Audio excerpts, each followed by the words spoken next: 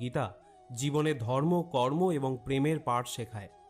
ভগবদ গীতার জ্ঞান মানব জীবন এবং জীবনের পরবর্তী জীবনের জন্য উপযোগী মনে করা হয়।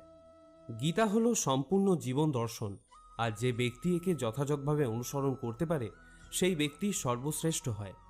ভগবদ গীতায় মোট 18টি অধ্যায় এবং 700টি শ্লোক আছে, যা সবার পক্ষে প্রতিদিন পাঠ করা এবং উপলব্ধি করা সম্ভবপর হয় না। সেই জন্য আজকের অত্যন্ত গুরুত্বপূর্ণ এই ভিডিওতে আমরা ভগবদ গীতার 111টি উপলব্ধি নিয়ে কথা বলবো, যেটা জানার পর আপনি শ্রীমদ্ ভগবদ গীতার প্রকৃত অর্থ উপলব্ধি করতে পারবেন। তাই আপনি প্রতিদিন এই ভিডিওটি রাতে ঘুমানোর আগে বা সকালে ঘুম থেকে ওঠার পর শুনবেন। তাহলে চলুন এগোনো যাক পৃথিবীর সেই মহাজ্ঞানের ভাণ্ডারের দিকে, যা ভগবান শ্রীকৃষ্ণ স্বয়ং নিজের মুখে বলেছিলেন। শ্রীকৃষ্ণ বলেন, এই সংসার আমারই তৈরি মায়া দ্বারা আচ্ছন্ন। এই সংসার আমার